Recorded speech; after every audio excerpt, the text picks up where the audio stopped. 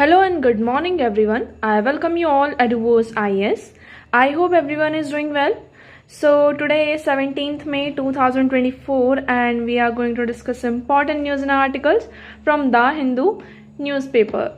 So let's see what important news we got today to discuss. But before starting the video, for PDF, join Telegram channel Eduverse IS. Link आपको description box में provided है. Make sure video को and तक देखें so that सारी important news आपकी यहाँ पर कवर हो. तो चलिए स्टार्ट करते हैं और देखते हैं आज हमें क्या क्या डिस्कस करना है. ओके, सो आज का हमारा पहला आर्टिकल है Supreme Court limits ED's power to arrest PMLA accused. Okay, हम यहाँ पर किसकी बात कर रहे हैं? पमला क्या है? आपका prevention of money laundering act, जो कि 2002 में आता है. मनी लॉन्ड्रिंग क्या होता है? प्रिवेंशन ऑफ मनी लॉन्ड्रिंग मतलब आपने गैर कानूनी तरीके से, इलीगल तरीके से जो आप ब्लैक मनी को यहाँ पर अपने पास रखते हैं, है ना, आपके पास जो ब्लैक मनी होती है, मनी लॉन्ड्रिंग यहाँ पर जिसे हम कहते हैं, तो उसे प्रिवेंट करना. पमला के अंदर यहाँ पर एक हम कह सकते हैं कि जो भी पमला के अंदर एक्यूज होते हैं तो किसके पास पावर होती है? यहाँ पर ईडी के पास पावर होती है कि वो पमला के एक्ट के अंदर मतलब कि जो भी एक्यूज है उन्हें अरेस्ट करें और पूरी इन्वेस्टिगेशन सारी चीजें यहाँ पर करें. तो कौन सी एजेंसी यहाँ पर आ जाती है? ईडी आपकी एक एजेंसी है जिसे हम इन्फोर्समेंट डायरेक्टर कहते हैं. ओके, इतना आपको यहाँ पर क्लियर हुआ. अब एक्चुअली यहाँ पर होता क्या था, पमला के अंदर कोई भी एक्यूज है, अगर फॉर एग्जाम्पल ये XYZ पर्सन यहाँ पर कोई एक्यूज है पमला एक्ट के अंदर, तो ईडी उसे क्या कर लेते थे? डायरेक्ट अरेस्ट कर लेते थे. ओके, और पहले तो ये भी था कि उसकी जो प्रॉपर्टी वगैरह था, उनकी जो पर्सनल चीजें थी, लाइक उनके फोन, लैपटॉप्स, इन सारी चीजों को भी ईडी के द्वारा सीज कर लिया जाता था. लेकिन अभी यहाँ पर ईडी से रिलेटेड आप देख रहे होंगे बहुत सारे केसेस आ रहे हैं. बहुत सारे जो पॉलिटिशियंस हैं उन्हें पमला एक्ट के अंडर ईडी अरेस्ट कर रहे हैं. ये सारी चीजें यहाँ पर हो रही हैं. तो सुप्रीम कोर्ट के पास यहाँ पे पिटीशन जाती है. अपोजिशन ने ये यहाँ पर कहा, एलिगेशंस लगाई, ये सारी बातें कही कि गवर्नमेंट क्या कर रही है, यहाँ पर पमला एक्ट का मिसयूज कर रही है. ईडी की जो पावर्स है उसका मिसयूज किया जा रहा है. उसी के चलते यहाँ पे सुप्रीम कोर्ट का लास्ट ईयर एक फैसला आता है जिसमें सुप्रीम कोर्ट ने ये कहा कि आप किसी की पर्सनल प्रॉपर्टी को यहाँ पर ऐसे सीज नहीं कर सकते जब तक आपके पास कोई यहाँ पर सब्सटैंशियल और ऑथेंटिक यहाँ पर प्रूफ ना हो. पहली चीज तो ये हुई. उसके बाद हम बात करते हैं, देखिए पमला एक्ट के अंदर अगर किसी भी पर्सन को यहाँ पर अरेस्ट किया जाता है तो उसकी बेल के लिए यहाँ पर मतलब कि बहुत सारे पापड़ बेलने पड़ते हैं. मतलब कि बेल तो समझ लो मिलती ही नहीं, आप ऐसा समझ लीजिए. उसके लिए यहाँ पर दो चीजों को फुलफिल करना पड़ता है. इसके अंदर दो कंडीशन है, ट्विन कंडीशन यहाँ पर कंडीशन है under the section 45 of the PMLA act. जब तक आप उस कंडीशन को फुलफिल नहीं कर लेते तब तक आपको बेल नहीं मिल सकती. इतना आपको क्लियर हो. अभी हम उन सेक्शंस के बारे में यहाँ पर डिस्कस करेंगे, लेकिन पहले अभी हम इस आर्टिकल के बारे में डिस्कस करें. इस आर्टिकल में सुप्रीम कोर्ट ने क्या कहा है वो हमारे लिए इंपॉर्टेंट हो जाता है ना. सुप्रीम कोर्ट ने ये कहा कि देखिए ईडी जो एक नोटिस देता है वो अलग चीज है, और जो कोर्ट किसी पर्सन को समन करता है ना, कोर्ट किसी पर्सन को, किसी एक्यूज को यहाँ पर समन करता है, that is totally different thing. ED यहाँ पर किसी को नोटिस दे रहे हैं, अरेस्ट कर रहे हैं, उसकी तो वो अलग चीज है. और अगर कोई कोर्ट यहाँ पर किसी पर्सन को या एक्यूज को समन कर रहा है तो that is totally different thing. यहाँ पर अगर कोर्ट ने समन किया है तो इट डजंट मीन कि वो ईडी की कस्टडी में है. आपको यहाँ पे क्लियर हुआ कि कोर्ट ने अगर यहाँ पर XYZ पर्सन को क्या किया, समन किया, मतलब कि कोर्ट ने इसको समन किया, बुलाया कि आपके ऊपर ये यहाँ पर है, तो इट डजंट मीन कि ये जो XYZ पर्सन है वो ईडी की कस्टडी में है. ठीक है, और अगर वो ईडी की कस्टडी में नहीं है तो ये पर्सन को यहाँ पर बेल के लिए अप्लाई करने की बिल्कुल भी जरूरत नहीं है. आपको ये चीज यहाँ पे क्लियर हो रही कि देखिए कोर्ट यहाँ पर समन कर रही, इट डजंट मीन कि बाय डिफॉल्ट आप ईडी की कस्टडी में नहीं है, और अगर आप ईडी की कस्टडी में नहीं है तो आप बेल के लिए क्यों अप्लाई कर रहे हैं. तो आप यहाँ पर देखेंगे, an accused is presumed to be not in custody if he appears in court on summon. अगर कोई पर्सन, मतलब पमला एक्ट से रिलेटेड हम इससे बात कर रहे हैं, तो अगर कोर्ट ने उसको यहाँ पर अपीयर होने का समन दिया है तो इट डजंट मीन कि वो पर्सन यहाँ पर कस्टडी में है. The court can direct the accused to furnish bond in terms of section 88 of the code of criminal procedure. The ED has to apply a special code for custody giving specific reason. ED को यहाँ पर special code के पास apply करना होगा for the custody, और उनको एक specific reason देने होंगे कि हम इस पर्सन को अपनी कस्टडी में ले रहे हैं। आपको ये एक्ट यहाँ पर क्लियर हुआ। चलिए अब हम बात करते हैं किसके बारे में, पमला के बारे में। सो पमला क्या है, आप इसके बारे में देखेंगे, money laundering. Okay, money laundering क्या है, पहले हम इस चीज को समझते हैं कि what is this money laundering. So money laundering is defined as illegal process of converting money generated through criminal activities such as drug trafficking और terrorist funding to appear have come from legitimate source. तो यहाँ पर हम क्या कर रहे हैं, जैसे कि हमने ड्रग ट्रैफिकिंग के केस में है ना, कोई ऐसी इलीगल एक्टिविटी है, क्रिमिनल एक्टिविटी के थ्रू हमने क्या किया, मनी को जनरेट किया। अब वो जो मनी है हम उसको ट्राई कर रहे हैं कि ब्लैक मनी को हम ब्लैक से उसे व्हाइट बनाने की कोशिश कर रहे हैं। So that is called money laundering. So the money from the criminal activity is considered dirty and the laundering process makes it look clean. लेकिन अगर हम लॉन्ड्रिंग का मतलब क्या होता है, हम कपड़े यहाँ पे लॉन्ड्रिंग के लिए देते हैं, है ना, आपके कपड़ों को हम सफाई करते हैं, गंदे हो जाते हैं तो हम उसे साफ करते हैं। तो यहाँ पर जो आपकी क्रिमिनल एक्टिविटी से हमने मनी को, पैसों को यहाँ पर इकट्ठा करके रखा है, जो कि क्रिमिनल एक्टिविटी से हमने किया है, तो हम उसकी लॉन्ड्रिंग कर रहे हैं, जिससे कि हम ऐसा कर रहे हैं कि हमने एनजीओ में दे दिया, किसी हमने कहीं पर चैरिटी में दे दिया, सोशल वर्क के लिए दे दिया, तो उससे क्या दिखाई देगा कि हाँ वो पैसा कैसा है, हमारा क्लीन है, किसी क्रिमिनल एक्टिविटी से यहाँ पर नहीं आया। So it is a criminal law, या मनी लॉन्ड्रिंग क्या है आपका, एक क्रिमिनल लॉ है।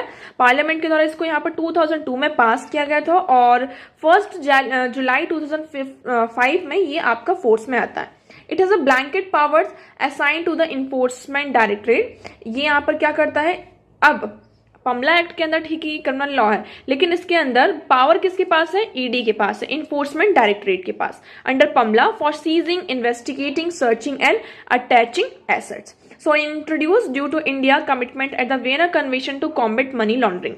अब हम इंडिया में इस लॉ को क्यों लेकर आया गया, इसका what is the main purpose behind this law. तो हमने यहाँ पर क्या किया था, वेना कन्वेंशन में कमिटमेंट किया था कि जो मनी लॉन्ड्रिंग से हमें कॉम्बेट करना है। अब आपके पास यहाँ पे 2 क्वेश्चन आएंगे। वेना कन्वेंशन एक इंटरनेशनल लॉ है, तो किसी भी इंटरनेशनल लॉ को या फिर इंटरनेशनल ट्रीटी को अपने नेशनल लॉ में क्या करना है, इंट्रोड्यूस करवाना है। तो उसके लिए पार्लियामेंट किस आर्टिकल के अंडर यहाँ पर लॉ फ्रेम करती है, तो आपको ये पता होना चाहिए, आर्टिकल 253। इस आर्टिकल के बारे में आपको पता होना चाहिए। So article 253 of the constitution of India deals with the law to give effect the international agreements. It state that parliament has a power to make law for the whole और any part of a country for carrying into effect the agreement with one और more countries. तो यहाँ पर जो international agreements है उनको effect देने के लिए गवर्नमेंट के पास, पार्लियामेंट के पास ये पावर है अंडर आर्टिकल 253 कि वो क्या कर सकते हैं, कंट्री के किसी भी पार्ट में, अपने कंट्री के किसी भी पार्ट में उसके तहत यहाँ पर लॉ बनाया जा सकता है। आई होप आपको यहाँ पर ये क्लियर होगा। अब देखिए हम जो सेक्शन की बात कर रहे थे इसमें 2 आते हैं। Section 45 of the PMLA act provides for bail on money laundering charges. यहाँ पर ये सेक्शन 45 बेल के लिए क्या करता है, हमें प्रोवाइड करता है कि हाँ आपको बेल मिल सकती है। लेकिन this provision in the law like the stringent bail standard under the Unlawful Activity Prevention Act and puts the onus on the accused to prove that there is no prima facie case against them while seeking bail। तो मतलब यहाँ पर bell आपको कब मिलेगी, अब देखिए अब यहाँ पर 2 क्लॉज हैं, आपको उस 2 क्लॉज को पढ़ना है जिसके बारे में भी हमने बात की थी, आर्टिकल में भी मेंशन है। आप आर्टिकल को रीड करेंगे ना तो आपको यहाँ पर पता चलेगा। तो देखिए, no person accused of an offence under this act shall be released or on bail or on his own bond unless, ठीक है। पहली बात तो अगर कोई भी पर्सन इस एक्ट के अंदर आता है और उस पर्सन इस ऑफेंस के अंदर एक्यूज्ड है तो पहली बात तो उसको बेल नहीं मिलेगी। अगर बेल चाहिए कब मिलेगी bail, the public prosecutor has been given an opportunity to oppose the application for such release. Okay, so यहाँ पर क्या होगा, आपको खुद को ही प्रूफ करना होगा, ठीक है। यहाँ पर फॉर एग्जाम्पल अगर आप ईडी की कस्टडी में है तो ये ईडी की रिस्पॉन्सिबिलिटी नहीं है, इन्फोर्समेंट डायरेक्टरेट की जो भी यहाँ पर प्रोसिक्यूटर मतलब उसकी रिस्पॉन्सिबिलिटी नहीं है कि वो आपको इनोसेंट प्रूव करेंगे। The person who is victim, जो भी विक्टिम है उसे खुद को ही यहाँ पर प्रूव करना होगा कि that is he is innocent. इतना क्लियर हुआ। तो ये पहला प्रोविजन है। सेकंड, इसमें ये कहा जा रहा है उसके बाद आपको ये कमिटमेंट देना होगा कि इसके बाद अगर आपको बेल मिल जाती है, बेल मिलने के बाद आप कभी भी ऐसा कोई काम नहीं करेंगे। So, where the public prosecutor opposed the application, the court is satisfied that there is reasonable grounds for believing that he is not guilty of such offense and that he is not likely to commit any offence while on bail. तो मतलब अगर वो bell पर है person तो कभी भी मतलब कि वो ऐसा कोई भी काम नहीं करेगा। तो ये अगर दो क्राइटेरिया फुलफिल होते हैं तब पर्सन को बेल मिल सकती। तो आप खुद ही सोच के देखिए ना कि आप बाहर ही नहीं जा पा रहे, आप अपने आप को इनोसेंट कैसे प्रूव करेंगे। तो ये कुछ पॉइंट्स हैं। तो आई होप आपको अभी पूरा यहाँ पर क्लियर होगा। पमला एक्ट के बारे में हमने डिस्कस कर लिया। इस एक्ट में 2012 में अमेंडमेंट भी होता है। Adds the concept of reporting entity which would include the banking company, financial institutions and intermediary etc. So Pamla 2002 levied a fine up to 5 lakh rupees, but the Amendment Act has removed this upper limit. Okay तो यहाँ पर amendment से ये जो 5 lakh rupees तक का fine था उसको रिमूव कर दिया गया है। इसकी लिमिट और ज्यादा इंक्रीज हो चुकी है। So it has provided for provisional attachment and confiscated of property of any person involve in such activities. So यहाँ पर ये था आपका पमला एक्ट। आई होप आपको ये अभी यहाँ पर क्लियर होगा। नाउ नेक्स्ट मूव करते हैं। So the next article is health advice to take with no pinch of salt. ठीक है, हम यहाँ पर शुगर की बात करते हैं, डायबिटीज की बात करते हैं। डायबिटीज का नाम आपके माइंड पर आता है अगर कोई भी बोलता है तो सबसे पहले आपके माइंड में क्या चीजें आती हैं कि उसकी बॉडी में शुगर का इंटेक ज्यादा, मतलब कि वो बहुत ज्यादा शुगर का इंटेक कर रहा है। ठीक है, अब हम बात करते हैं किसकी, हाइपरटेंशन की। ठीक है, हाइपरटेंशन की बात करते हैं। आपके माइंड में क्या आता है हाइपरटेंशन से कि मतलब हाइपरटेंशन हो रहा है मतलब ब्लड प्रेशर आपका ज्यादा हो रहा है। ठीक है, लेकिन इसके पीछे का जो मेन कॉज है, are you aware of this?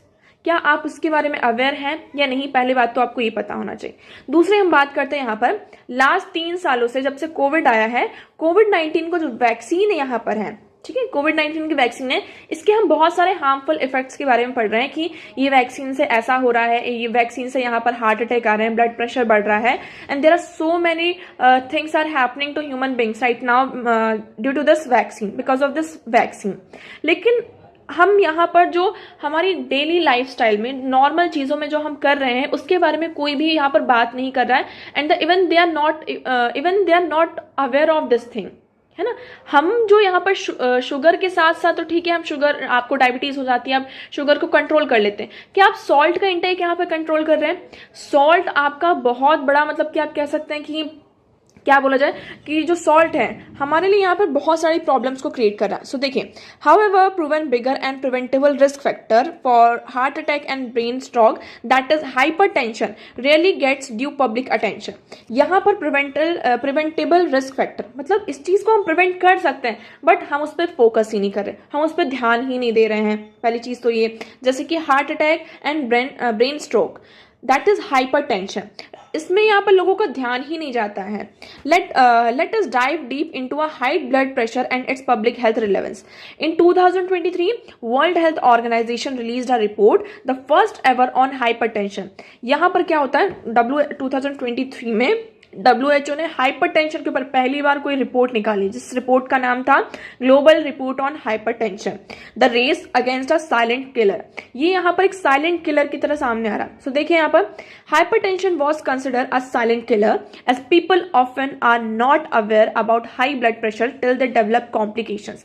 यहाँ पर लोगों को नॉर्मल हाई ब्लड प्रेशर होता रहता है, हाइपरटेंशन होता है, लेकिन उसके बारे में यहाँ पर ज्यादा वो बात नहीं करते हैं। क्यों? क्योंकि जब तक वो चीज और ज्यादा बढ़ नहीं जाती है ना, बहुत ज्यादा बढ़ नहीं जाती है और इसके कोई जो रिस्क फैक्टर हमारे सामने नहीं आ जाते, तब तक हम उस चीज के बारे में बात ही नहीं करते। स्पेशली वी आर इंडियंस, है ना, हम उस चीज को नॉर्मली यहाँ पर ले लेते हैं। So high blood pressure is the single most important risk factor for early death. यहाँ पर जो हाई ब्लड प्रेशर है ना, ये एक सिंगल आपका ऐसा रिस्क फैक्टर है जिसके कारण यहाँ पर जल्दी डेथ होती है, leading to an estimated 10.8 million preventable death. यहां पर हर साल 10.8 मिलियन क्या हो रही है, डेथ हो रही है due to this preventable death. हम इस डेथ को प्रिवेंट कर सकते हैं, but we are not doing this. So ये सबसे बड़ा यहाँ पर प्रॉब्लम है। So high blood pressure causes more death and then other leading risk factor such as tobacco use and high blood sugar. हम यहाँ पे स्मोकिंग की बात करते हैं, टोबैको की बात करते हैं, इसके लिए इतने बड़े बड़े एडवर्टीजमेंट्स होते हैं, सारी चीजें होती हैं, बट इसमें इतना ज्यादा आपको रिस्क देखने को नहीं मिलेगा जितना आपको हाई ब्लड प्रेशर में देखने को मिलता है, आपका जो हाइपरटेंशन होता है। So since 1990s the to reach 1.3 billion. Globally, an estimated 46% of the adults with hypertension are unaware that they have that condition. हमारी ग्लोबली हम बात करते हैं 46% जो हमारे यूथ हैं वो हाइपरटेंशन से यहाँ पर जूझ रहे हैं. They are diagnostic with hypertension but they are not aware of this thing that they have this condition. Less than half 42% with the hypertension are diagnosed and treated. और उसमें से 42% की बात करते हैं जिनको हाइपरटेंशन को उन्होंने डायग्नोस्ट किया और ट्रीट भी किया. तो देखिए हम यहाँ पर ट्रीट कर सकते हैं but we are not doing this. Why? Because we are unaware of that we have this condition. हमें पता ही नहीं है कि हमें ये कंडीशन है.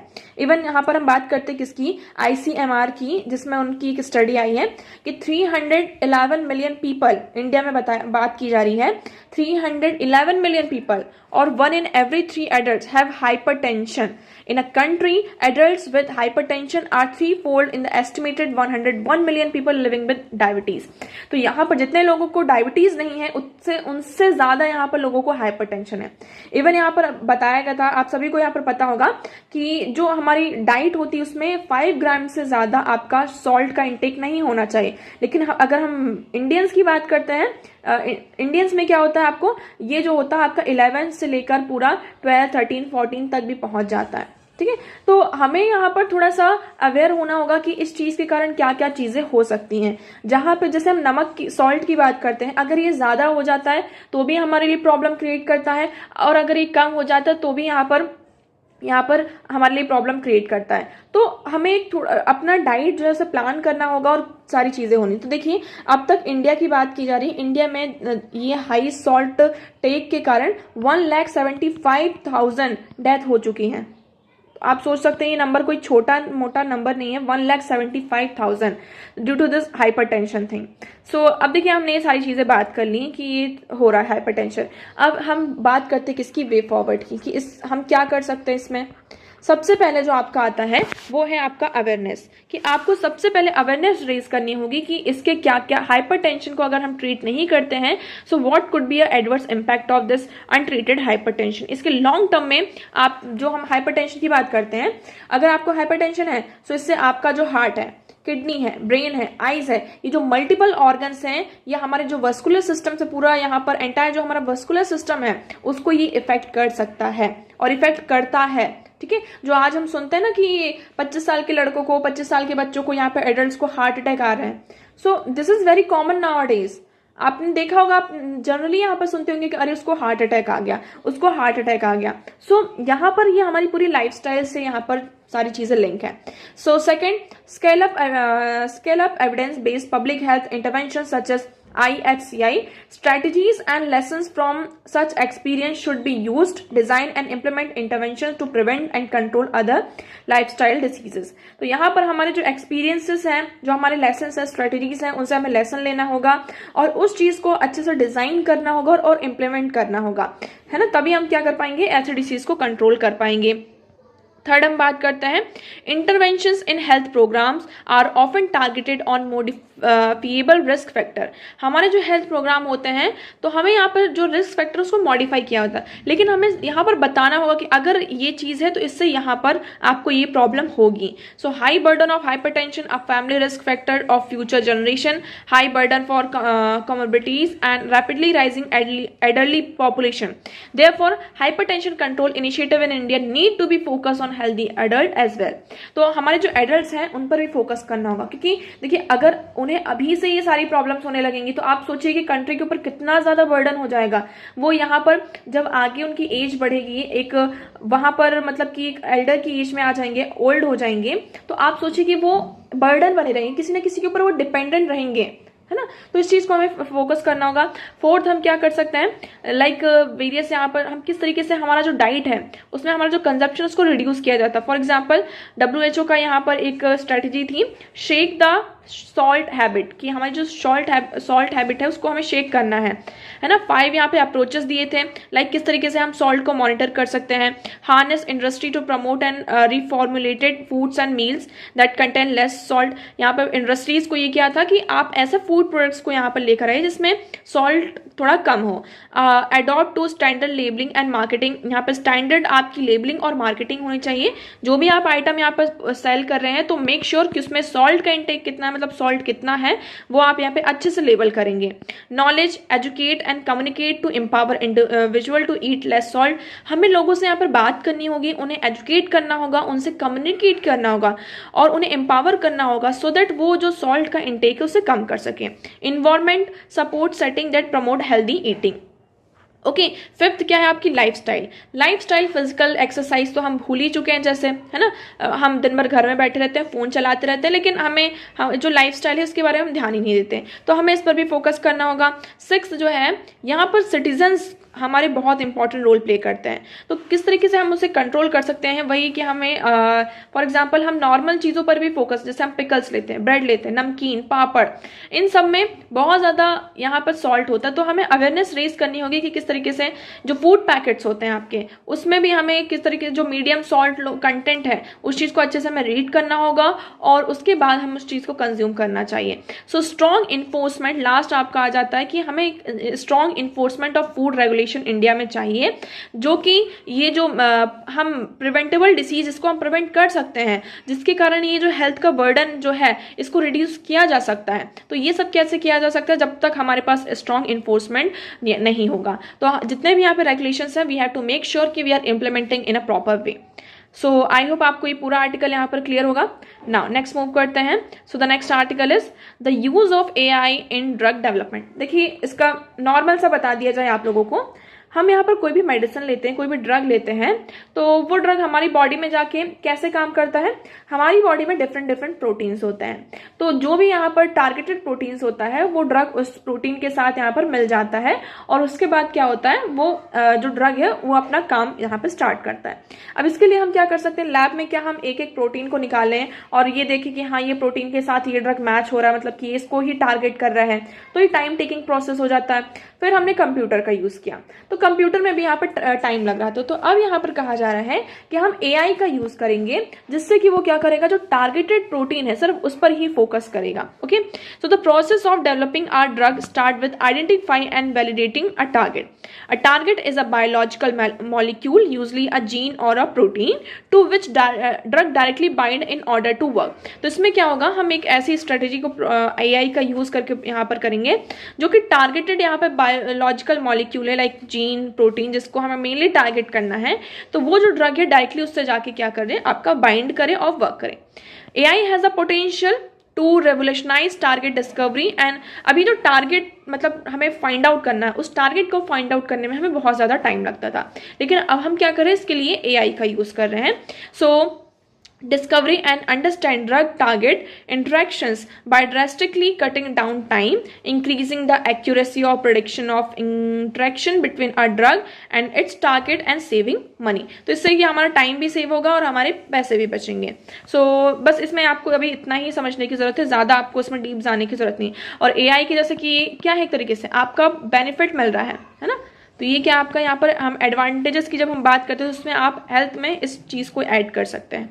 Now next article here is state cannot acquire property without proper procedure, Supreme Court. देखिए हम बात करते हैं right to property. Right to property पहले क्या था, आपका एक फंडामेंटल राइट था। ओके, आर्टिकल 31 के बारे में आप लोगों ने यहाँ पे पढ़ा होगा। उसके बाद क्या होता है, यहाँ पर इसको एक फंडामेंटल राइट से हमने क्या बना दिया, कॉन्स्टिट्यूशनल राइट बना दिया अंडर आर्टिकल 300A।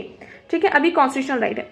इसमें क्या होता है कि गवर्नमेंट क्या कर सकती है, किसी भी पर्सन की जो प्रॉपर्टी उसको सीज कर सकती, मतलब सीज कर एक्वायर कर सकती है, नॉट सीज नहीं बोलेंगे उसे, एक्वायर कर सकती है। लेकिन इसमें क्या हो रहा है कि ऐसा नहीं कि आपने एक पर्सन की प्रॉपर्टी को एक्वायर कर लिया, इसके पीछे जो एक प्रॉपर प्रोसीजर होता है वो आपको फॉलो करना होगा, क्योंकि right to liberty, right to property भले ही ये फंडामेंटल राइट नहीं है, but it is a constitutional right, और ये आपका लीगल राइट के अंदर आता है और ह्यूमन राइट के अंदर भी आता है। तो you can not acquire anyone's property like this without any proper procedure, है ना। सो इसमें सुप्रीम कोर्ट ने ये कहा है, तो द राइट टू नोटिस और the duty of the state to inform. अभी यहाँ पे जो 7 प्रोसीजर दिए हैं, अब आप सिर्फ इस पर फोकस करिए, ज्यादा आपको कहीं इधर उधर जाने की जरूरत नहीं है। तो सबसे पहले अगर मैंने इस XYZ पर्सन की, गवर्नमेंट को इस XYZ पर्सन की प्रॉपर्टी चाहिए, तो क्या गवर्नमेंट को क्या करना होगा, पहले इस पर्सन को नोटिस देना होगा। ये स्टेट की ड्यूटी है to inform a person that it intends to acquire his or her property, कि मैं इस पर्सन की प्रॉपर्टी को एक्वायर करना चाहता हूं, तो स्टेट को क्या करना होगा, इन्फॉर्म करना होगा। Second, the right of citizen to be heard or duty of a state to hear the objection on the acquisition। यहाँ पर जो एक्विजिशन है इसमें सिटीजन का भी राइट है कि वो जो उसकी ड्यूटी भी है एक तरीके से स्टेट की, कि वो क्या करे, यहाँ पर इन चीजों को सुने। right of citizen to a reason decision or the duty of the state to inform the person or its decision to acquire a property। तो ये यहाँ पर यही चीज है, मतलब उस चीज को यहाँ पे एक तरीके से रिपीटेड है, एक तरीके की आपको यहाँ पर स्टेट की भी रिस्पॉन्सिबिलिटी है, ड्यूटी है, और पर्सन का ये राइट भी है कि पर्सन को इन्फॉर्म किया जाए कि आप उसकी जो प्रॉपर्टी है उसको किस पर्पज के लिए यहाँ पर एक्वायर कर रहे हैं। ये आपको मतलब कि पर्सन को बताना होगा, स्टेट, ठीक है, स्टेट को बताना होगा पर्सन को कि आप उसकी प्रॉपर्टी किस रीजन के लिए यहाँ पर एक्वायर कर रहे हैं। The duty of the state is demonstrate that the acquisition is exclusively for public purpose. यहाँ पर ये स्टेट की ड्यूटी है कि वो पर्सन को बताएगा कि हम जो आपकी प्रॉपर्टी को यहाँ पर इसको एक्वायर कर रहे हैं ये फॉर द पब्लिक पर्पस के लिए है। So the right of citizen for a fair compensation, यहाँ पर अगर आप किसी पर्सन की प्रॉपर्टी को एक्वायर कर रहे हैं तो गवर्नमेंट को, जो स्टेट है आपकी, वो यहाँ पर उसे कंपनसेट करेगी। The duty of the state to conduct the procedure of acquisition efficiently and within prescribed timeline। यहाँ पर जो acquisition होगा वो एक तरीके से efficiently होगा और prescribed timelines में होगा। So the right to conclusion of the proceedings, तो यहाँ पर वही सारी चीजें हैं कि दो चीजें आपका मेनली आ जाता है जिसमें स्टेट हमेशा पीछे छूट जाती है। पहली बात, हम उस पर्सन को यहाँ पर इन्फॉर्म ही नहीं करते हैं, है ना, ये और ये आपको ये इन्फॉर्म मतलब कि बताना होगा कि पर्सन का क्या है, एक फंडामेंटल तो नहीं, कॉन्स्टिट्यूशनल राइट है, उसे इन्फॉर्म तो करिए, आप उसकी प्रॉपर्टी ले रहे हैं, फिर अगर आपने प्रॉपर्टी उसकी एक्वायर की है तो उसे कंपनसेशन भी यहाँ पर देना चाहिए। ओके, तो आई होप आपको क्लियर होगा। अब देखिए यहाँ पर हम बात करते हैं राइट टू प्रॉपर्टी की। इनिशियल पहले बात करते हैं, ये क्या था आपका, the right of property was initially recognise as a fundamental right under article 19 sub clause 1 sub clause F and article 31 of the constitution of India. Okay, लेकिन फिर यहाँ पर क्या हुआ, जैसे कि फिर आपका फर्स्ट अमेंडमेंट होता है 1951, recognising the need of agrarian reform. यहाँ पर जो एग्रीरियन सेक्टर था उसमें रिफॉर्म करने की जरूरत थी, सोशल इनइक्वालिटीज को एड्रेस करना था, इसलिए हम फर्स्ट अमेंडमेंट एक्ट लेकर आते हैं जिसके अंडर आर्टिकल 9, जो आपका आर्टिकल 19 सब क्लॉज 1 और F है, और article 13 paving the way of the government to impose restriction on right to property in interest of a general public. तो यहाँ पर कुछ रेस्ट्रिक्शंस पोज किए गए बाय द गवर्नमेंट कि हम जनरल पब्लिक के इंटरेस्ट के लिए यहाँ पर कुछ रेस्ट्रिक्शंस पोज किए गए। फिर आपका आता है 44th अमेंडमेंट एक्ट, ये आपको यहाँ पर याद रखना है। इसके अंडर क्या होता है, ये जो आपका 1979 में article 19 sub clause 1 sub clause F और आर्टिकल 31 को ओमिट कर दिया जाता है और अंडर आर्टिकल 300A इसको यहाँ पर क्या इंसर्ट किया जाता है, ये न्यू प्रोविजन को इंसर्ट किया जाता है जहां पर इसे हमने एक तरीके से फंडामेंटल से लीगल राइट बना दिया और एक कॉन्स्टिट्यूशनल राइट यहाँ पर बना दिया। ओके, तो अभी ये आपका क्या है, कॉन्स्टिट्यूशनल राइट है, current status right to property का। ओके, सो आई होप आपको यहाँ पर ये क्लियर होगा। सो आज के न्यूज़पेपर में इतने ही इंपॉर्टेंट आर्टिकल्स थे और न्यूज़ थी जो कि हमारे लिए इंपॉर्टेंट थी। सो आज के लिए इतना ही। आई होप आपको सारी चीजें क्लियर होंगी, बट स्टिल अगर आपको कोई डाउट लगता है so you can freely ask on comment section. आज का वीडियो कैसा लगा एक बार कमेंट सेक्शन में जरूर बताइएगा। अगर वीडियो पसंद आया हो तो इसे लाइक करना, चैनल को सब्सक्राइब एंड शेयर करना ना भूलें। So that's for all today. Thank you so much for discussion.